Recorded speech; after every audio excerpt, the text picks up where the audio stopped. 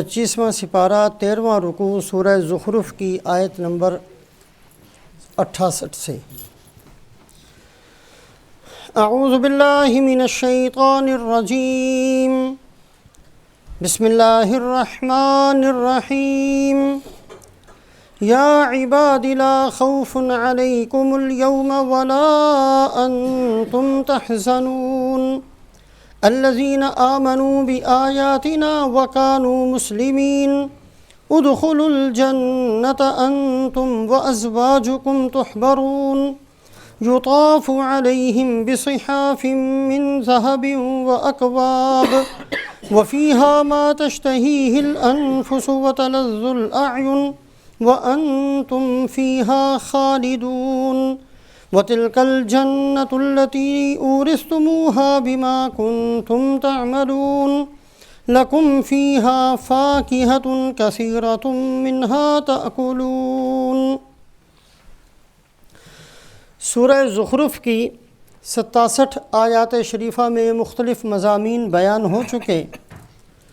آخری آیت شریفہ کے اندر اللہ پاک نے فرمایا الاخلاء یومئذ بعضهم لبعض عدو الا المتقین۔ قیامت والے دن ساری کی ساری دوستیاں ختم ہو جائیں گی سوائے اس دوستی کے جو تقوی کی بنیاد پر ہو۔ تعلیمات اسلامیہ کے اندر اور رسول پاک علیہ السلام نے جو طریقہ زندگی اپنی امت کو سکھایا ہے، اس طریقے کے اندر الحب فی اللہ والبغض فی اللہ، اللہ کے لیے محبت اور اللہ کے لیے دشمنی، یہ ایک بہت اہم قسم کا حکم ہے جو قرآن پاک کے اندر بھی ہمیں سکھایا گیا اور رسول پاک علیہ السلام کی تعلیمات میں بھی ہمیں سکھایا گیا۔ ایک حدیث پاک کے اندر آپ صلی اللہ علیہ وسلم فرماتے ہیں کہ قیامت والے دن بہت سے بندے ایسے ہوں گے، نہ تو وہ انبیاء ہیں نہ وہ شہداء ہیں، لیکن اللہ ان کو اتنا اونچا اور اتنا بلند اور اتنا بہترین مقام نصیب فرمائیں گے کہ انبیاء علیہم الصلوات والتسلیمات بھی اور شہداء بھی ان پر رشک کر رہے ہوں گے۔ صحابہ کرام رضوان اللہ علیہم اجمعین نے پوچھا، یا رسول اللہ آخر وہ کون بندے ہوں گے؟ اتنا اونچا مقام ان کو کس بنیاد پر مل جائے گا؟ آپ صلی اللہ علیہ وسلم نے فرمایا کہ یہ وہ بندے ہوں گے جن کا آپس میں ملنا جلنا صرف اللہ کی رضا کے لیے، نہ تو کسی ذاتی غرض کے لیے، نہ کسی سے مالی مفاد اٹھانے کے لیے، نہ کوئی اور دنیاوی غرض، صرف اس لیے آپس میں محبت رکھتے ہیں، اس لیے آپس میں تعلق رکھتے ہیں کہ اللہ راضی ہو جائے۔ ایک مسلمان دوسرے مسلمان سے اس لیے دوستی رکھے کہ اس کی نماز بہتر ہے تاکہ میں اپنی نماز اس کی نماز جیسی بنا سکوں، فلاں مسلمان کے اخلاق بہت اچھے ہیں، میں اس سے دوستی اس لیے قائم کرتا ہوں کہ میرے اخلاق بھی اچھے ہو جائیں، فلاں آدمی کے پاس دین کا علم بہت زیادہ ہے، میں اس سے تعلق اس لیے قائم کرتا ہوں کہ مجھے دین کا علم مل جائے۔ صفات کی وجہ سے، اخلاق کی وجہ سے، اعمال صالحہ کی وجہ سے کسی سے تعلق اور کسی سے محبت رکھنا یہ اللہ کے نزدیک بہت ہی پسندیدہ عمل ہے۔ ایک حدیث قدسی کے اندر اللہ رب العزت خود اعلان فرمائیں گے قیامت والے دن، این المتحابون فی، کہاں ہیں وہ بندے جو میری وجہ سے آپس میں محبت رکھتے تھے؟ اور اس کے بعد اللہ قسم کھا کر فرمائیں گے کہ آج میں ان کو اپنے عرش کا سایہ نصیب کروں گا، جبکہ میرے عرش کے سائے کے علاوہ کوئی سایہ نہیں ہے۔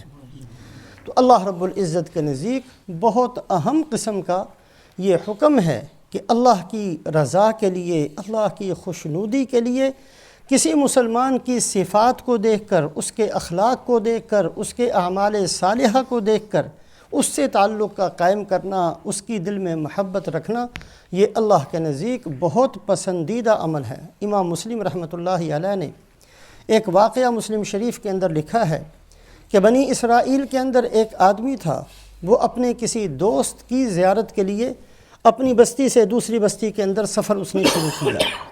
اللہ پاک نے ایک فرشتے کو بھیجا اور وہ فرشتہ انسانی صورت میں راستے میں بیٹھ گیا۔ جب یہ آدمی وہاں سے گزرا، پوچھا بھائی کہاں جا رہے ہو؟ کہا میں فلاں بستی کے اندر میرا ایک دوست ہے اور میں اس سے ملنے کے لیے جا رہا ہوں۔ اس فرشتے نے کہا کہ شاید تم نے کوئی اس سے قرض تو نہیں لیا ہوا جس کی ادائیگی کے لیے جا رہے ہو؟ کہا جی نہیں، میں نے کوئی قرض نہیں لیا۔ کوئی اس سے غرض تو نہیں ہے جس کے پورا کرنے کے لیے جا رہے ہو؟ کہا جی کوئی غرض بھی نہیں ہے۔ کوئی رشتہ داری تو نہیں ہے جس کو نبھانے کے لیے جا رہے ہو؟ کہا جی کوئی رشتہ داری بھی نہیں ہے، صرف اللہ کے لیے میں اس سے محبت کرتا ہوں اور میں اسی محبت کی وجہ سے اس سے ملنے کے لیے جا رہا ہوں۔ تو اس فرشتے نے کہا کہ اللہ نے مجھے انسانی صورت میں بھیجا ہے، میں فرشتہ ہوں، اور مجھے یہ خبر سنانے کے لیے بھیجا کہ اللہ پاک نے تیری اس زیارت کو قبول فرما کر تیرے لیے جنت میں محل تیار کیا۔ ایک آدمی اپنی مسلمان بھائی کی زیارت کے لیے اور اس کے صرف اس کے اخلاق کی وجہ سے، صفات کی وجہ سے جو محبت ہے اس کے لیے اگر اپنے گھر سے نکلتا ہے ملاقات کے لیے تو ایک فرشتہ اعلان کرتا ہے طیبتا وطاب ممشاکا وتبوأت من الجنت منزلا، کہ آج تو نے بہت اچھا کام کیا ہے، تیرا یہ چلنا اللہ کے ہاں بڑا پسندیدہ ہے، اور اس چلنے کی وجہ سے اللہ پاک نے تیرے لیے جنت میں ایک محل تیار کیا۔ اسلام کے اندر، تعلیمات اسلامیہ کے اندر آپس میں تعلقات اور محبت کی یہ والی صورت کہ اخلاق کی وجہ سے، اعمال صالحہ کی وجہ سے، تقوی کی وجہ سے، زہد کی وجہ سے، کسی کی نیکی کی وجہ سے، کسی کے علم کی وجہ سے ایک آدمی دوسرے سے محبت رکھے، یہ اللہ کے ہاں بہت ہی پسندیدہ، بہت ہی مقبول عمل ہے، اور قیامت والے دن صرف یہی ایک دوستی ہوگی جو قیامت کی ہولناکی کے باوجود باقی رہے گی، اور یہ دوستی وہاں بھی کام آئے گی۔ اس کے علاوہ 3 طرح کی دوستیاں اور ہیں، ایک یہ دوستی ہے اور 3 طرح کی اور دوستیاں ہیں، وہ ساری کی ساری دشمنیوں میں بدل جائیں گی۔ دوسری صورت دوستی کی یہ ہے جو عام طور پر دنیا کے اندر پائی جاتی ہے، اور یہ ہے اپنی اغراض کی وجہ سے کسی سے تعلق جوڑنا۔ عام طور پر بہت سارے بندوں کی کوشش ہوتی ہے کہ جی فلاں چودھری سے سلام دعا رکھنی چاہیے، ہو سکتا ہے کسی مصیبت کے وقت کام آ جائے۔ یہ دوستی نہیں ہے۔ اگر وہ چودھری اس کے ساتھ تعلق رکھتا بھی ہے تو وہ دوستی نہیں، اس کی بھی غرض ہے کہ کسی وقت میں اس کو استعمال کروں گا، اس کی بھی غرض ہے کہ کسی وقت میں اس کو استعمال کروں گا۔ اس قسم کی دوستیاں یہ چونکہ اغراض پر مبنی ہیں، حقیقتاً دوستی ہے ہی نہیں، بلکہ حقیقتاً اغراض پرستی ہے، حقیقتاً کاروبار ہے۔ اس لیے قیامت والے دن یہ دوستیاں رکھنے والے بہت زیادہ ندامت اور پریشانی کا اظہار کریں گے۔ انا اطعنا سادتنا وکبراءنا فاضلونا السبیل ربنا آتهم ضعفین من العذاب والعنہم لعنا کبیرا۔ یہ اللہ نے ایسے ہی لوگوں کے بارے میں فرمایا کہ اے اللہ، ہم چھوٹے قسم کے بندے تھے، یہ بڑے قسم کے لوگ تھے، ہمیں کیا پتہ یہ ہمیں ٹیڑھے راستوں پر چلائیں گے، ہم تو ان کو بڑا سمجھ کر انہی کی طریقوں پر اپنی زندگی گزارتے رہے، یہ بدبخت خود بھی گمراہ ہوئے، خود بھی جہنم میں پہنچے، ہم بھی ان کی وجہ سے پہنچے، ہمارا چونکہ کوئی قصور نہیں ہے، اے اللہ ہمارا عذاب بھی انہی کے سر کے اوپر ڈال دے۔ اللہ فرمائیں گے ایسا نہیں ہے، یہاں ہر ایک نے اپنے گناہوں کی سزا خود بھگتنی ہے۔ فَأَقْبَلَ بَعْضُهُمْ عَلَى بَعْضٍ يَتَسَاءَلُونَ قَالُوا إِنَّكُمْ كُنْتُمْ تَأْتُونَنَا عَنِ الْيَمِينِ۔ اللہ پاک نے اس منظر کو بیان فرمایا ہے، قیامت کی ہولناک حشر کا دن، سورج سر کے اوپر، کوئی اپنے پسینے میں ٹخنوں تک ڈوبا ہوا، کوئی گھٹنوں تک ڈوبا ہوا، کوئی ناف تک ڈوبا ہوا، کوئی کسی کا دوست نہیں، کوئی کسی کا آسرا نہیں، کوئی کسی کا ساتھی نہیں، کوئی کسی کا مددگار نہیں۔ ایسے وقت میں یہ بیچارے کچھ بندے ان چودھریوں کے پاس، ان بڑے لوگوں کے پاس جا کر کہیں گے یار دنیا میں تو تم بڑے دعوے کرتے تھے، بار بار آ کر کہتے تھے ہماری مانو، ہم تمہارے نجات دہندہ ہیں، ہم تمہارے مسائل کے حل کرنے والے ہیں، ہم تمہیں مصیبتوں سے نکالنے والے ہیں، ہر مسئلہ ہمارے ہاتھ میں ہے، ہم تمہارا ہر مسئلہ حل کر دیں گے، بڑے دعوے تھے تمہارے۔ فَأَقْبَلَ بَعْضُهُمْ عَلَى بَعْضٍ يَتَسَاءَلُونَ قَالُوا إِنَّكُمْ كُنْتُمْ تَأْتُونَنَا عَنِ الْيَمِينِ قَالُوا بَل لَّمْ تَكُونُوا مُؤْمِنِينَ۔ وہ کہیں گے کہ نہیں، ہمارا قصور نہیں ہے اس میں، تم بھی اپنی غرض کی وجہ سے ہمارے پیچھے چلتے تھے، ہماری بھی غرض تھی، تمہاری بھی غرض تھی، تم نے اپنی غرض کو پورا کیا، ہم نے اپنی غرض کو پورا کیا۔ تو یہ جو دوستی ہے، یہ دوستی دشمنی سے بدل جائے گی، اور اس دوستی پر ایک دوسرے کی دوستی کے دعوے دار قیامت والے دن ایک دوسرے پر لعنت کریں گے، ایک دوسرے کی دوستی کا انکار کریں گے۔ حضرت ابراہیم علیہ السلام کا قصہ اللہ رب العزت نے قرآن میں ذکر فرمایا ہے۔ وَقَالَ إِنَّمَا اتَّخَذْتُم مِّن دُونِ اللَّهِ أَوْثَانًا مَّوَدَّةَ بَيْنِكُمْ فِي الْحَيَاةِ الدُّنْيَا۔ حضرت ابراہیم علیہ السلام مسلسل محنت فرماتے رہے۔ قوم نے نہیں مانا تو کیا فرمایا کہ اے میری قوم، مجھے پتہ ہے اس بات کا، تمہارے آپس کے تعلقات ایسے ہیں کہ تم میں سے ایک آدمی بات کو سمجھتا بھی ہے پھر بھی اس لیے نہیں مانتا کہ اس کا دوست نہیں مان رہا۔ عام طور پر یہی ہوتا ہے دنیا میں کہ بعض دفعہ ایک آدمی سیدھی بات کو سمجھ لیتا ہے، لیکن جس سوسائٹی کے اندر وہ رہتا ہے، جن لوگوں کے ساتھ اس کا اٹھنا بیٹھنا ہے، جن لوگوں کے ساتھ اس کا کھانا پینا ہے، جن لوگوں کے ساتھ اس کے تعلقات ہیں، وہ اس کو نہیں چلنے دیتے سیدھے راستے پر۔ لہٰذا حضرت ابراہیم علیہ السلام نے صاف صاف فرمایا وَقَالَ إِنَّمَا اتَّخَذْتُم مِّن دُونِ اللَّهِ أَوْثَانًا مَّوَدَّةَ بَيْنِكُمْ فِي الْحَيَاةِ الدُّنْيَا۔ آج تمہاری دوستیاں تمہیں روکتی ہیں میری بات ماننے سے۔ اللہ کے نبی حضرت خلیل اللہ محنت فرماتے ہیں، قوم کے بعض افراد سمجھتے بھی ہیں، دل میں بھی آتا ہے کہ قبول کر لیں، لیکن جب دائیں بائیں دیکھتے ہیں، اپنے ساتھ اٹھنے بیٹھنے والوں کو دیکھتے ہیں، تو پھر نہیں جی چھوڑو جی، ہم تو اپنے دوستوں کے ساتھ ہی ہیں۔ حضرت ابراہیم علیہ السلام نے فرمایا کہ ان قریب تم میں سے ایک دوست دوسرے دوست پر لعنت کرے گا، اور تم میں سے ایک دوست دوسرے دوست کی دوستی کا انکار کرے گا۔ تو اللہ رب العزت نے اسی بات کو بیان فرمایا الاخلاء یومئذ بعضهم لبعض عدو الا المتقین۔ ایک دوستی جو تقوی کی بنیاد پر ہے یہ تو باقی رہے گی، اس کے علاوہ دوسری قسم جو اغراض کی بنیاد پر ہے یہ دشمنی سے بدل جائے گی۔ تیسری دوستی جو عام طور پر دنیا میں بار بار دیکھنے میں آتی ہے وہ یہ ہوتی ہے کہ ایک آدمی اپنے دشمن کو، حالانکہ وہ دشمن ہے، لیکن اس کو دوست بنا لیتا ہے کسی اور کی دشمنی کے اندر۔ ایک اور دشمن ہے، اس سے بدلہ لینا ہے، لہٰذا اس سے بدلہ لینے کے لیے دشمن کو بھی اپنا دوست تسلیم کر لیتا، بنا لیتا ہے۔ بہت ساری مثالیں آج بھی دنیا کے اندر موجود ہیں۔ یہود و نصارہ آپس میں دشمن ہیں ایک دوسرے کے، ان کی دشمنی بیان کی گئی ہے، تاریخ بھری ہوئی ہے۔ یہود و نصارہ آپس کی عداوتیں، دشمنی، جنگیں، لڑائیں، خون و خرابہ، تاریخ بھری ہوئی ہے۔ لیکن مسلمان کی دشمنی پر آج سارے متفق ہیں، سب نے اکٹھا اپنے آپ کو اتفاق کیا ہوا ہے، اس لیے کہ مسلمان کی دشمنی پر دونوں متفق۔ تقسیم کے وقت ہندوستان پاکستان کی تقسیم ہوئی، ہندو سکھ ہمیشہ آپس میں لڑتے ہیں، آج بھی لڑتے ہیں، لیکن اس وقت متفق ہو گئے مسلمان کی دشمنی پر۔ یہ جو دشمنی ہے، یہ جو دوستی ہے آپس کی، حالانکہ دشمن ہے، یہ منافقین کا کام تھا۔ یہ دشمنی بھی چونکہ حقیقتاً ہے ہی دشمنی، قیامت والے دن اس کی یہ دشمنی بھی ظاہر ہو جائے گی۔ اور چوتھی صورت جو بہت بدترین قسم کی صورت ہے دوستی کی، جو یہود نے اختیار کی، وہ یہ ہے کہ کسی کی دشمنی میں اتنا آگے نکل جانا کہ اپنے عقائد کو، اپنے نظریات کو، اپنے دین کو بھی بھول جانا۔ رسول پاک علیہ السلام نے ہجرت فرمائی، مدینہ منورہ تشریف لے گئے۔ مدینہ منورہ کے اندر اللہ پاک نے اسلام کو غلبہ نصیب فرمایا۔ بدر کے اندر مکے والوں نے حملہ کیا، اللہ نے مسلمانوں کی مدد فرمائی۔ احد کے اندر پھر حملہ کیا، پھر اللہ نے مدد فرمائی۔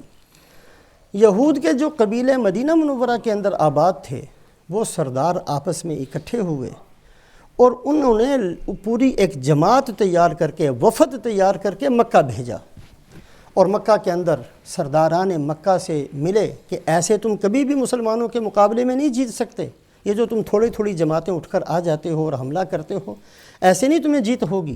اگر تم نے مسلمانوں کا قلع قمع کرنا ہی ہے اور ختم ہی کرنا ہے تو پھر ایسے کرو کہ ہم مدینہ کے رہنے والے بھی تمہارا ساتھ دیتے ہیں، راستے میں جتنے قبائل ہیں ان کو بھی ساتھ ملاؤ، اور تم اکٹھے ہو کر سب کے سب مل کر مسلمانوں پر حملہ کرو۔ غزوہ احزاب کی جو صورت پیش آئی وہ اسی طریقے سے تھی۔ لیکن جب یہ مدینہ کے یہودی قبائل کے سردار مکہ پہنچے ہیں تو مکہ والوں نے ساری بات سن کر، مکہ مکرمہ کے اندر ایک خوبی تھی، جو مسلمان نہیں بھی تھے ان کے اندر بھی ایک خوبی تھی کہ وہ دوگلے نہیں تھے، بات سیدھی سیدھی کرتے تھے، نفاق والی بات ان کے اندر نہیں تھی۔ جب انہوں نے مدینے کے یہود کی یہ بات کو سنا، ان کا جی ہماری سمجھ میں نہیں آتی، ہم تو مانتے ہیں بتوں کو، ہمارے لیے تو عزت کا خدا بھی الگ، کھانے کا خدا الگ، صحت کا خدا الگ، ہم نے تو بتوں سے بھرا ہوا ہے بیت اللہ کو، ہمیں تو تم ہمیشہ مشرک کہتے تھے، اور تم لا الہ الا اللہ ایک اللہ کو ماننے والے ہو، اسی ایک اللہ کو ماننے والے حضرت محمد صلی اللہ علیہ وسلم ہیں۔ بظاہر تمہارا اور مسلمانوں کا کلمہ تو ایک ہی ہے، اختلاف تو نبوت اور رسالت میں ہے، وحدانیت میں تو تمہارا مسلمانوں کے ساتھ کوئی اختلاف نہیں۔ ہمیشہ تم ہمیں گمراہ کہتے تھے، ہمیشہ ہمیں مشرک کہتے تھے، ہمیشہ ہمیں جہنمی کہتے تھے، آج کیا ہوا کہ تم مدینہ سے اٹھ کر آئے ہو اور ہمارے ساتھ اتحاد کرنا چاہتے ہو؟ اللہ پاک نے اس چیز کو قرآن میں بیان کیا۔ مکے والوں نے کہا کہ پہلے اس بات کا اعلان کرو کہ ہمارا دین یعنی شرک والا دین یہ بہتر ہے لا الہ الا اللہ یعنی حضرت محمد صلی اللہ علیہ وسلم کے دین سے، ہم ہدایت پر ہیں، ہم سیدھے راستے پر ہیں۔ بدبخت یہودی جانتے تھے کہ شرک ٹھیک نہیں ہے، وحدانیت کے خود بھی قائل تھے، لا الہ الا اللہ موسیٰ کلیم اللہ کلمہ پڑھتے تھے، لیکن مسلمانوں کی عداوت اور دشمنی میں اتنے آگے نکل گئے۔ الم تر الی الذین اوتوا نصیبا من الکتاب یؤمنون بالجبت والطاغوت ویقولون للذین کفروا ہؤلاء اہدی من الذین آمنوا سبیلا۔ صاف صاف کہہ دیا کہ نہیں، تمہارا شرک زیادہ صحیح ہے، تمہارا کئی خداؤں کو ماننا یہ زیادہ درست ہے، تم زیادہ سیدھے راستے پر ہو مسلمانوں سے۔ حالانکہ دل سے جانتے تھے کہ حضرت محمد صلی اللہ علیہ وسلم کی وحدانیت یہی ہمارا بھی عقیدہ ہے، اختلاف تو آپ صلی اللہ علیہ وسلم کی نبوت میں تھا، اللہ کی وحدانیت میں تو نہیں تھا۔ لیکن یہ جو بظاہر مدینے کے یہود کی مکے والوں کے ساتھ دوستی نظر آتی ہے، یہ دوستی نہیں تھی، یہ ایک یہودیت کی بدترین صورت تھی۔ تو قیامت والے دن اس قسم کی ساری دوستیاں، چونکہ دوستیاں ہیں نہیں ہیں، یہ قیامت والے دن دشمنیوں سے بدل جائیں گی، اور صرف ایک دوستی باقی بچے گی جو تقوی کی بنیاد پر ہو۔ اسی وجہ سے دو باتوں کو ہمیشہ سامنے رکھنا چاہیے۔ پہلی بات جو ہمیں بہت بار سکھائی گئی ہے، وہ بات یہ ہے کہ الجنس یمیل الی الجنس، آدمی اپنی جنس ہی کی طرف مائل ہوتا ہے، یہ قرآن کا فیصلہ۔ المؤمنون والمؤمنات بعضهم اولیاء بعض، ایمان والے کی دوستی ایمان والے کے ساتھ، نمازی کی دوستی نمازی کے ساتھ، تقوی والے کی دوستی تقوی والے کے ساتھ، اچھی عادتوں والے کی دوستی اچھی عادتوں والے کے ساتھ ہوگی۔ جو بدتمیز ہوگا اس کی دوستی بدتمیزوں کے ساتھ ہوگی، چور کی دوستی چور کے ساتھ ہوگی، ڈاکو کی دوستی ڈاکو کے ساتھ ہوگی، بے حیا کی دوستی بے حیا کے ساتھ ہوگی۔ یہ ایک دنیا کا قاعدہ ہے، قرآن نے اس کا فیصلہ کیا ہے کہ دوستی جس طرح کی ہوگی اسی طرح کے لوگ اپنے دوستوں کے ساتھ جا کر مل جاتے ہیں۔ اسی وجہ سے دوسری بات جو رسول پاک علیہ السلام نے ہمیں سکھائی، آپ نے فرمایا المرء علی دین خلیلہ فلینظر بمن یخالل، آدمی اپنے دوستوں کے دین پر ہی ہوتا ہے، اس لیے دوستی لگانے سے پہلے سوچ لیا کرو کہ میں نے کس کو دوست بنایا ہے۔ دوستیاں انہی لوگوں کے ساتھ قائم کرنی چاہیے جو اخلاق والے ہوں، اچھی عادات والے ہوں، تقوی والے ہوں، اللہ سے ڈرنے والے ہوں، زہد ان کے اندر موجود ہو، صفات حمیدہ ان کے اندر موجود ہو، تقوی ان کے اندر موجود ہو، عبادات کرنے والے ہوں۔ ایسے بندوں کے ساتھ تعلقات کو جوڑنا چاہیے، ان کی برکت سے اللہ پاک ان اعمال کی توفیق بھی دیں گے۔ احب الصالحین ولست منہم لعل اللہ یرزقنی صلاحا، اللہ کے نیک بندوں کا یہ کہنا ہے کہ ہم خود نیک نہیں ہیں لیکن ہماری محبت نیک لوگوں کے ساتھ ہے، اسی کی برکت سے اللہ پاک نے ہمیں بھی نیکی کی توفیق دی۔ قیامت والے دن المرء مع من احب، یہ اعلان آپ صلی اللہ علیہ وسلم نے فرمایا کہ قیامت والے دن اللہ اس کو، ہر بندے کو اسی کے ساتھ اٹھائیں گے جس کے ساتھ محبت تھی۔ ایک آدمی اعمال صالحہ کا اونچا درجہ نہیں اختیار کر سکا لیکن اس کو لگتے بڑے اچھے ہیں وہ بندے جو اعمال صالحہ کے اندر بہت آگے نکلنے والے ہیں، اللہ پاک ان کا حشر اکٹھا کر دیں گے۔ اللہ کے نیک بندوں نے واقعہ لکھا ہے، حضرت عبداللہ ابن مبارک رحمۃ اللہ علیہ، بہت بڑے اللہ کے نیک بندے، بہت بڑے متقی پرہیزگار، ہر سال خود حج کرتے، جس سال حج نہ کرتے اس سال کئی 100 بندوں کو اپنے خرچے پر بھیجتے، جس سال حج کرتے تھے اپنے سارے ساتھیوں کا خرچہ اپنی طرف سے ادا کرتے۔ بڑا اللہ نے تقوی، طہارت، دین کا علم، حدیث کا علم بہت بڑی مقدار میں اللہ پاک نے دیا تھا۔ جس محلے میں رہتے تھے، جب انتقال ہوا تو کسی آدمی نے ان کو خواب میں دیکھا، بہت اونچا اللہ پاک نے مقام دیا، لیکن ساتھ میں یہ دیکھا کہ ان کے محلے کا ایک لوہار جو ایک معمولی سا آدمی تھا، وہ بھی جنت میں اسی درجے میں حضرت عبداللہ ابن مبارک کے ساتھ ہے۔ یہ آدمی بڑا حیران ہوا کہ یہ تو ایک معمولی قسم کا آدمی تھا اور حضرت عبداللہ ابن مبارک کا مقام تو بہت اونچا، یہ دونوں ایک ہی جنت میں کیسے پہنچ گئے؟ ان کی بیوی کے پاس یہ خواب دیکھنے والے پہنچے کہ بھی آپ کے خامند کیا کرتے تھے؟ کہا جی انہوں نے کیا کرنا، بیچارہ غریب آدمی تھا، صبح سے لے کر شام تک محنت کرتا، فرض نماز پڑھ لیا کرتا، اور تو بیچارے کے پاس فرصت ہی نہیں ہوتی۔ کہا نہیں، اور کچھ تو کرتے ہوں گے۔ کہا بڑی کوشش کی لیکن کچھ کر ہی نہیں سکتا تھا بیچارہ، نہ اس کے پاس اتنا علم تھا، نہ اتنا اس کے پاس ٹائم تھا، بس فرض نمازیں پوری کرتا تھا۔ کہا اس کے علاوہ کوئی تو عمل ہوگا؟ کہا ایک بات تھی، رات کو بستر پر لیٹے ہوئے آہیں بھرتا تھا اور حضرت عبداللہ ابن مبارک کی عبادت کو دیکھ کر کہتا کاش میں بھی ایسی عبادت کر سکتا، کاش میں بھی اتنا علم سیکھ سکتا، اے اللہ مجھے بھی آپ نے کچھ علم حضرت عبداللہ ابن مبارک جیسا دے دیا ہوتا۔ یہ بار بار حضرت عبداللہ ابن مبارک کی محبت اتنی غالب تھی کہ ان کے اخلاق کو دیکھ کر کہتا کاش میرے اخلاق بھی ایسے ہوتے، ان کی عبادت کو دیکھ کر کہتا کاش میری عبادت بھی ایسے ہوتی۔ یہ بار بار کہا کرتا تھا، آہیں بھر بھر کر یہ بات کہا کرتا تھا۔ خواب دیکھنے والے نے کہا کہ اسی عمل کی وجہ سے اللہ پاک نے اس کو انہی کی جنت کے اندر اکٹھا کر دیا۔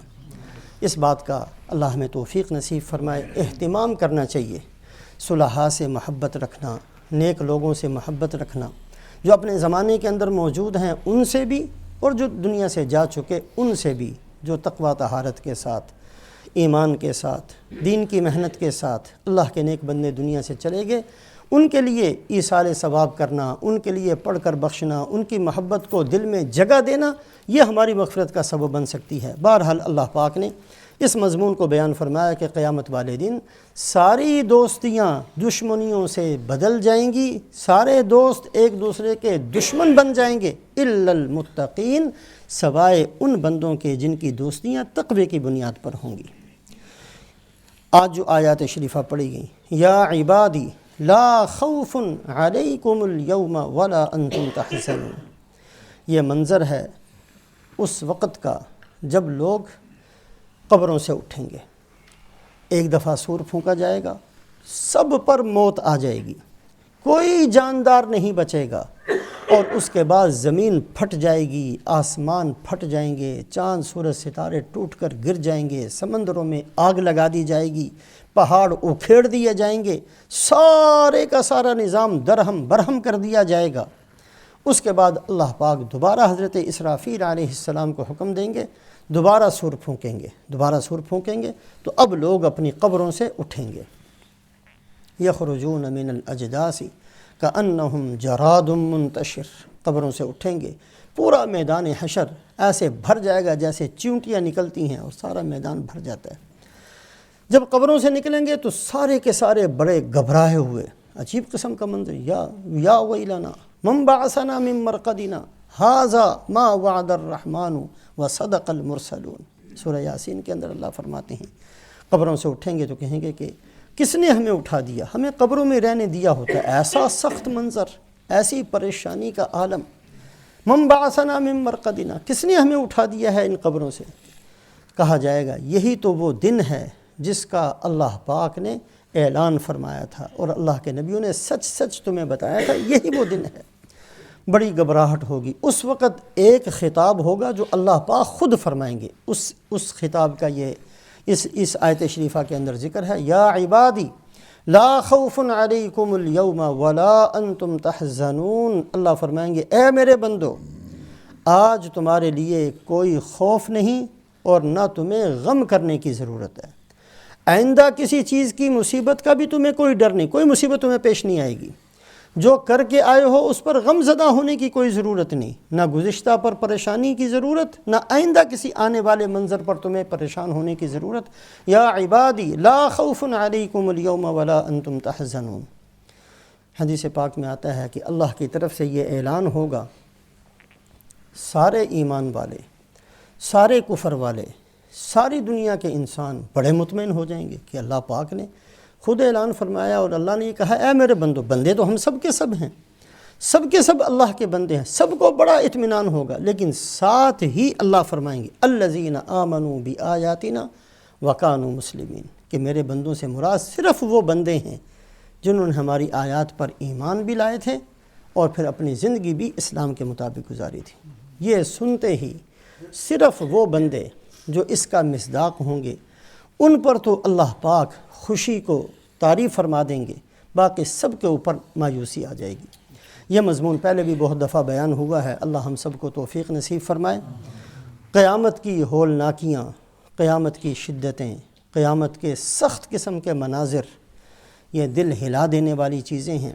ایسے وقت میں بڑے خوش نصیب ہوں گے وہ افراد جن کو اللہ پاک فرمائے لا خوف علیکم اليوم ولا انتم تحزنون، آج تمہیں کوئی غم نہیں، نہ گزشتہ زندگی کا غم، نہ آئندہ کسی آنے والی مصیبت کا غم۔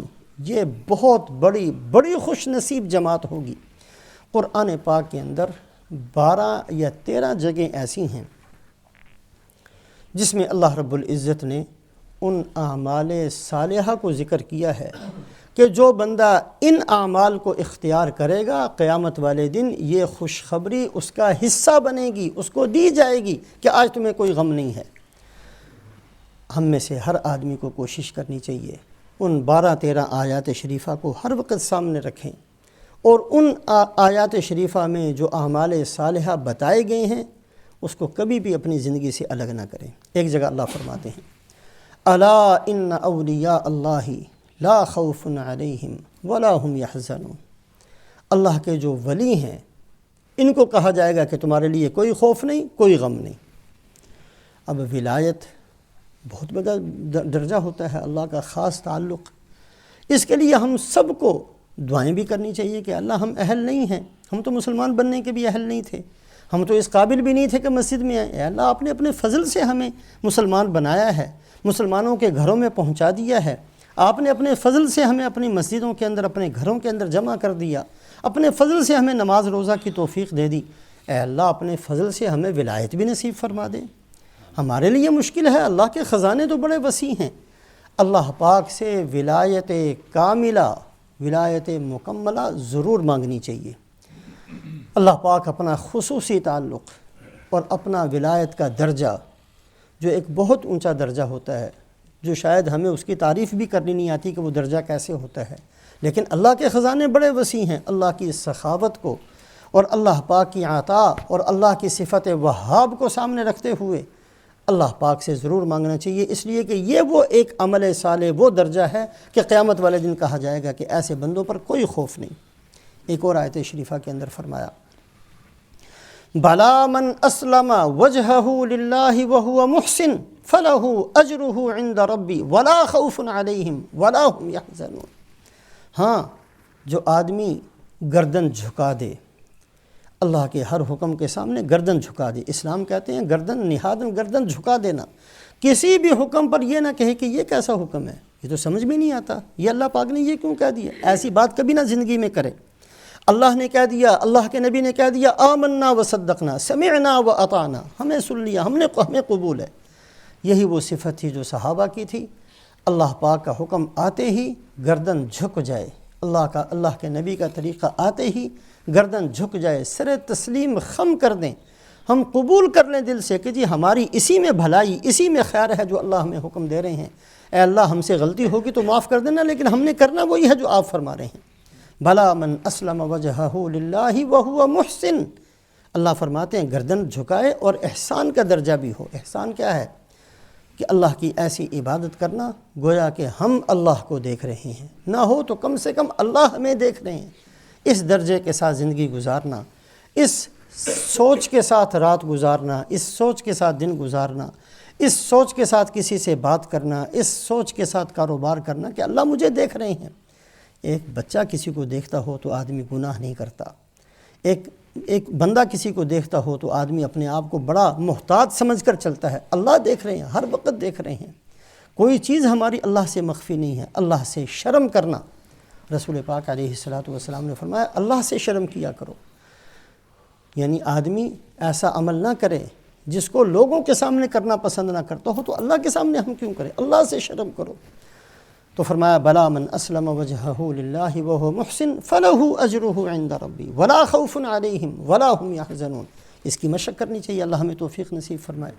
ایک اور آیت شریفہ کے اندر اللہ فرماتے ہیں الذین ينفقون اموالهم فی سبیل اللہ ثم لا يتبعون ما انفقوا منا ولا اذى لهم اجرهم عند ربهم ولا خوف علیہم ولا هم یحزنون۔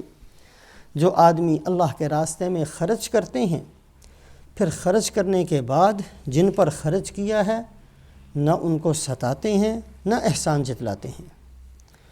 بعض دفعہ بندہ خرچ بھی کرتا ہے، بعد میں کہتا ہے یار میری زکوٰۃ سے تو تم پلے ہو، آج مجھے آ کر کہتے ہو، میں نے تو تمہیں یاد ہے کس وقت میں تمہاری مدد کی تھی؟ سارا کیا کرایا کھڈے میں گیا، کسی کام کا نہیں رہا، ساری نیکیاں خود ضائع کر دی۔ اس لیے حضرت ملا جیون رحمۃ اللہ علیہ نے لکھا کہ اگر کوئی آدمی کسی فقیر کو دیتا ہے، فقیر کے ہاتھ سے اوپر اللہ اپنا ہاتھ رکھتے ہیں، پہلے اللہ کے ہاتھ میں جاتا ہے پھر فقیر کے ہاتھ میں جاتا ہے۔ اگر فقیر اسی وقت قسم کھا کر کہے کہ تو نے مجھے نہیں دیا تو اس کو کفارہ نہیں دینا پڑے گا، حالانکہ وہ دیکھ رہا ہے کہ اس نے دیا، اس لیے کہ اس بندے نے نہیں دیا، اللہ نے اس کو دیا، اللہ نے پہلے اپنا ہاتھ اوپر رکھا ہے۔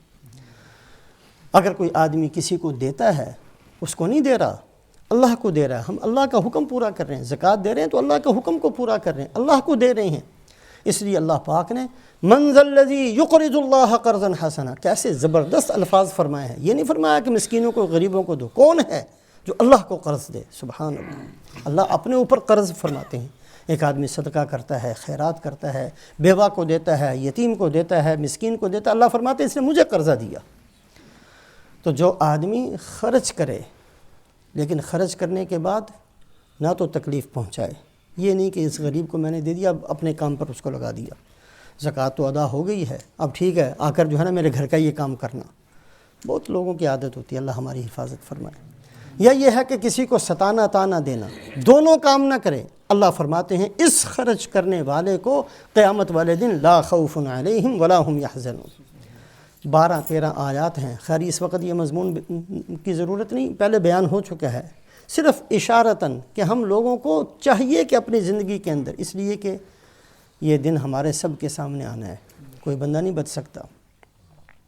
حشر کا دن ہم سب نے دیکھنا ہے، قبر سے اٹھنے کا دن ہم سب نے دیکھنا ہے، قبر میں جانے کا دن ہم سب پر آنا ہے، کسی پر پہلے آ گیا کسی پر بعد میں آ گیا، ہر ایک نے قبر میں جانا ہے، ہر ایک نے پتہ نہیں ہزار سال قبر میں رہنے کے بعد اٹھنا ہے، اور جب اٹھنا ہے تو ایک دن 50,000 سال کا ہے، اس کے بعد کتنی لمبی زندگی ہے، کامیابی ہے تو کتنی لمبی ہے، ناکامی ہے تو کتنی بڑی ہے۔ ان چیزوں کو سوچتے ہوئے جتنی ہم سے ٹوٹی پھوٹی کوشش ہو کرتے رہنا چاہیے کہ ان اعمال صالحہ کو اختیار کریں کہ قیامت والے دن لا خوف علیہم ولا هم یحزنون، یہ بہترین اعلان، بڑا میٹھا قسم کا اعلان اللہ ہماری مقدر میں بھی فرما دے، اللہ پاک اپنے فضل سے نصیب فرمائے۔ الذین آمنوا بآیاتنا وکانوا مسلمین، قیامت والے دن کہا جائے گا کہ ان بندوں کے لیے یہ اعلان ہے جو ہماری باتوں پر ایمان بھی لاتے تھے، وکانوا مسلمین، اور اسلام بھی۔ ایمان کہتے ہیں ان اعمال کو جن کا تعلق دل سے ہے، اللہ کو ماننا، قیامت کو ماننا، تقدیر کو ماننا، فرشتوں کو ماننا، کتابوں کو ماننا، نبیوں رسولوں کو ماننا، یہ ایمانیات ہے، اس کا تعلق دل سے ہے، نظر نہیں آتی۔ ایک آدمی اس کے دل میں ایمان ہے کہ نہیں ہے ہم نہیں بتا سکتے، دل کے ساتھ تعلق، لیکن اسلام کا تعلق انسان کے اعضاء اور جوارح کے ساتھ ہے۔ روزہ رکھنا اسلام ہے، روزے کے اندر نیت کا درست ہونا یہ ایمان ہے، نماز پڑھنا یہ اسلام ہے، نماز کے اندر ریاکاری نہ ہو یہ ایمان ہے، زکوٰۃ دینا یہ اسلام ہے، زکوٰۃ کے اندر اللہ کی رضا کی نیت کرنا یہ ایمان ہے۔ ہر عمل کے اندر ایک اس کا ظاہر ہے جس کا نام اسلام ہے، ایک اس کا باطن ہے جس کا نام ایمان ہے۔ دونوں چیزیں اللہ نے یہاں فرمائی۔ الذین آمنوا بآیاتنا، ایمان بھی تھا ان کے اندر، وکانوا مسلمین، اور زندگی بھی، ظاہری زندگی بھی ان کی اسلام پر تھی۔ بعض دفعہ انسان کہہ بھی دیتا ہے، سوچتا بھی ہے اندر ٹھیک ہونا چاہیے، اندر ٹھیک ہونا چاہیے، اس کا پتہ اسی وقت چلے گا جب باہر ٹھیک ہوگا، اندر بھی ٹھیک ہونا چاہیے، باہر بھی ٹھیک ہونا چاہیے۔ یہ جو عام طور پر صرف کہتے ہیں اندر ٹھیک ہونا چاہیے باہر جو جیسے یہ غلط ہے، یہ نبی کی محنت نہیں ہے۔ نبی کی محنت اندر بھی ٹھیک ہو باہر بھی ٹھیک ہو، ظاہر بھی ٹھیک ہو باطن بھی ٹھیک ہو، دونوں چیزوں کو درست فرمایا۔ رسول پاک علیہ الصلاۃ والسلام نے ظاہر کو بھی درست فرمایا، باطن کو بھی درست فرمایا۔ صحابہ کی جو جماعت تیار ہوئی ہے، ایک ایک کا ظاہر بھی دین کے مطابق تھا، ایک ایک کا باطن بھی دین کے مطابق تھا۔ وَلَا تَمُوتُنَّ إِلَّا وَأَنْتُمْ مُسْلِمُونَ، قرآن کی آیت ہے کہ تمہاری موت جب آئے تو اسلام پر آئے۔ وہاں مؤمنون نہیں فرمایا، وَلَا تَمُوتُنَّ إِلَّا وَأَنْتُمْ مُؤْمِنُونَ نہیں فرمایا، وَلَا تَمُوتُنَّ إِلَّا وَأَنْتُمْ مُسْلِمُونَ، موت آئے تو اسلام پر آئے، ظاہر تمہارے اندر موجود ہونا چاہیے۔ اسلام کا جو ظاہر ہے، ظاہری شکل ہے، ظاہری صورت ہے، ظاہری لباس ہے، ظاہری اعمال ہیں، ان کو بھی کرتے ہوئے مرنا چاہیے۔ یہ قرآن کا حکم ہے۔ الذین آمنوا بآیاتنا وکانوا مسلمین، قیامت والے دن اعلان ہوگا کہ یہ جو لا خوف علیہم ولا ہم یحزنون کا اعلان ہے، ہر ایک کے لیے نہیں ہے، یہ ان بندوں کے لیے ہے جن کے اندر ایمان بھی تھا، جن کے اندر اسلام بھی تھا۔ اور پھر اللہ فرمائیں گے ادخلوا الجنہ انتم وازواجکم تحبرون، جاؤ جنت میں چلے جاؤ، جنت میں داخل ہو جاؤ، تم بھی اور تمہاری بیویاں بھی، تحبرون، تحبر کہتے ہیں اس حالت میں جنت میں جاؤ کہ تمہیں بڑی عزت و احترام کے ساتھ جنت میں پہنچایا جائے گا۔ ایک آدمی ایک بھکاری کو بھی کوئی نہ کوئی کھانا کھلا دیتا ہے، لیکن ایک ہے کہ کسی بہت معزز آدمی کو کھانا کھلانا، دونوں کو کھانا کھلانے میں بڑا فرق ہے۔ بھکاری کو اچھا بھائی لو کھانا کھا لو، لیکن جو معزز آدمی ہوتا ہے اس کے لیے آدمی دسترخوان بچھاتا ہے، وہ ہمارے گھر آ جائے اس کا احسان سمجھتا ہے۔ اللہ پاک جنت میں بھیجیں گے تو فرمایا ایسا نہیں جیسے بھکاری کو دیتے ہیں ایسا نہیں کریں گے، انتم وازواجکم تحبرون، جاؤ جنت میں اس حالت میں کہ ہم نے فرشتے استقبال کے لیے کھڑے کیے ہوئے ہیں۔ سلام علیکم بما صبرتم فنعم عقبی الدار، جنت کے فرشتے اعلان کریں گے او مرحبا مرحبا، جنت میں آ جاؤ۔ انتم وازواجکم تحبرون یطاف علیہم بصحاف من ذہب واکواب، اور اللہ فرمائیں گے کہ جنت کے اندر ہم نے تمہارے غلام مقرر کیے ہوئے ہیں جو ہر وقت پھرتے رہیں گے، اور ان کے ہاتھ کے اندر سونے کی رکابیاں، پلیٹیں اور آب خورے، پانی پینے کا جو گلاس وغیرہ ہوتا ہے اس کو اکواب کہتے ہیں، ان کے ہاتھوں میں، کسی کے ہاتھ میں سونے کی پلیٹیں، طرح طرح کے کھانے، مختلف قسمیں، مختلف مزے، ہر لقمے کے اندر الگ مزہ، ہر پانی کے گھونٹ میں الگ مزہ، بہترین قسم کی نعمتیں جس کو نہ کسی کی آنکھ دیکھ سکی، نہ کسی کا کان سن سکا، نہ کسی کے دل و دماغ میں اس کا تصور آ سکا، ایسی بہترین نعمتیں ہیں، اور وہ لے کر تمہارے غلمان، تمہارے خادم پھرتے رہیں گے۔ وَفِيهَا مَا تَشْتَهِيهِ الْأَنفُسُ وَتَلَذُّ الْأَعْيُنُ، اور اللہ فرماتے ہیں کہ اس نعمت کے ساتھ جو بہت بڑی نعمت ہے، اور وہ ہے جس کو تمہارا دل چاہے اور تمہاری آنکھوں کو لذت اور ٹھنڈک ملے۔ یہ کون سی نعمت ہے؟ حدیث پاک کے اندر آتا ہے کہ جنت والے جنت میں چلے جائیں گے، اور پھر ایک عرصہ گزر جائے گا، اور اللہ پاک کی طرف سے ہر طرح کی نعمت بڑھا چڑھا کر دے دی جائے گی۔ پھر ایک موقع آئے گا کہ اللہ جنت والوں سے خود سوال کریں گے، یا اہل الجنہ هل تريدون شيئا ازیدکم، اے جنت والوں کوئی اور نعمت چاہیے، میں تمہیں کچھ اور دے دوں؟ اب وہ جنت والے جواب دیں گے کہ اللہ کسی چیز کی کمی نہیں ہے، آپ نے ہماری صورتیں بہترین بنا دیں، آپ نے ہمارے رنگ سفید کر دیے، چہرے چمکدار بنا دیے، جنت کے محلات ہمیں دے دیے، ہر طرح کی نعمت جس کا تصور تک نہیں تھا وہ بھی آپ نے ہمیں دے دی، کوئی نعمت ایسی نہیں ہے جس کا ہم مطالبہ کریں۔ اللہ خود فرمائیں گے کہ ایک نعمت ہے جو ابھی تک تمہیں نہیں ملی ہے، جو ان ساری نعمتوں سے بہت بڑھ کر ہے، اور اس کے بعد اللہ پاک پردے کو ہٹا کر دیدار کروائیں گے۔ جنت والے دیکھتے ہی ساری نعمتیں جنت کی ان کو ہیچ لگیں گی، معدوم لگیں گی۔ یہ اللہ فرماتے ہیں وَفِيهَا مَا تَشْتَهِيهِ الْأَنفُسُ وَتَلَذُّ الْأَعْيُنُ، کہ یہ ساری نعمتوں کے بعد پھر تمہیں وہ ملے گا جو تمہارا دل چاہے گا، اور جس سے تمہاری آنکھوں کو ٹھنڈک اور لذت ملے گی۔ وَأَنْتُمْ فِيهَا خَالِدُونَ، اور پھر اس جنت کے اندر تمہیں رکھا بھی ہمیشہ جائے گا۔ حدیث پاک کے اندر آتا ہے جنت میں اعلان جب داخلہ ہوگا تو فرشتہ اعلان کرے گا، اے جنت والو جنت میں چلے جاؤ، اب تم نے ہمیشہ جنت میں رہنا ہے، تمہیں نکالا نہیں جائے گا۔ اے جنت والو جنت میں چلے جاؤ، ہمیشہ جوان رہو گے، تمہارے اوپر بڑھاپا نہیں آئے گا۔ اے جنت والو جنت میں چلے جاؤ، تم ہمیشہ صحت مند رہو گے، تمہارے اوپر بیماری نہیں آئے گی۔ ان اعلانات کے ساتھ جنت میں داخلہ نصیب ہوگا، وَأَنْتُمْ فِيهَا خَالِدُونَ۔ اور پھر اللہ فرمائیں گے وَتِلْكَ الْجَنَّةُ الَّتِي أُورِثْتُمُوهَا بِمَا كُنْتُمْ تَعْمَلُونَ، یہ وہی جنت ہے جس کے تم پہلے سے وارث تھے۔ تمہارے ابا جان حضرت آدم علیہ السلام کو اسی جنت میں بنایا گیا تھا، پھر تمہیں دنیا کے اندر بھیج دیا، پھر تم نے بڑے اچھے اچھے کام کیے، اب یہ جنت وہی ہے جس سے تمہیں نکالا گیا تھا، وہی وراثت کے اندر تمہیں دوبارہ دی جاتی ہے۔ لَكُمْ فِيهَا فَاكِهَةٌ كَثِيرَةٌ مِّنْهَا تَأْكُلُونَ، یہاں تمہارے لیے بے شمار قسم کے پھل ہیں، میوے ہیں، جن میں سے تم کھاتے رہو۔ قرآن پاک کی دوسری آیات شریفہ کے اندر وَدَانِيَةً عَلَيْهِمْ ظِلَالُهَا وَذُلِّلَتْ قُطُوفُهَا تَذْلِيلًا، جنت والے اپنے تختوں کے اوپر بیٹھے ہوں گے اور درخت جھکے ہوئے ہوں گے، ان کے اوپر جھکے، وہ میوے اور پھلدار درخت ان کے اوپر جھکے ہوئے ہوں گے، اور ان میں سے جس پھل کو لیں گے اسی طرح کا پھل فوری طور پر اس کی جگہ پر دوسرا لگ جائے گا۔ اللہ پاک نے بے شمار نعمتیں، لا مقطوعۃ ولا ممنوعہ، نہ وہ کبھی ختم ہوں گی، نہ کبھی کسی جنتی کو ان نعمتوں سے روکا جائے گا۔ اللہ پاک نے یہ ساری کی ساری نعمتیں ان اعمال صالحہ پر نصیب فرمانی ہے جس کا ہمیں مکلف بنایا گیا۔ اللہ پاک ہم سب کو عمل کی توفیق نصیب فرمائے۔ اگلی آیات شریفہ کے اندر اس کا عکس، جن کی زندگی جرم کے ساتھ، کفر کے ساتھ، نافرمانی کے ساتھ گزرتی ہے، ان کے ساتھ کیا ہونے والا، اللہ ہماری حفاظت فرمائے۔ اگلی آیات شریفہ کے اندر اس کا بیان ہے۔ اللہم صلی علی سیدنا و مولانا محمد وعلی آل سیدنا و مولانا محمد وبارک وسلم۔ ربنا ظلمنا انفسنا وإن لم تغفر لنا وترحمنا لنكونن من الخاسرين۔ ربنا آتنا في الدنيا حسنة وفي الآخرة حسنة وقنا عذاب النار۔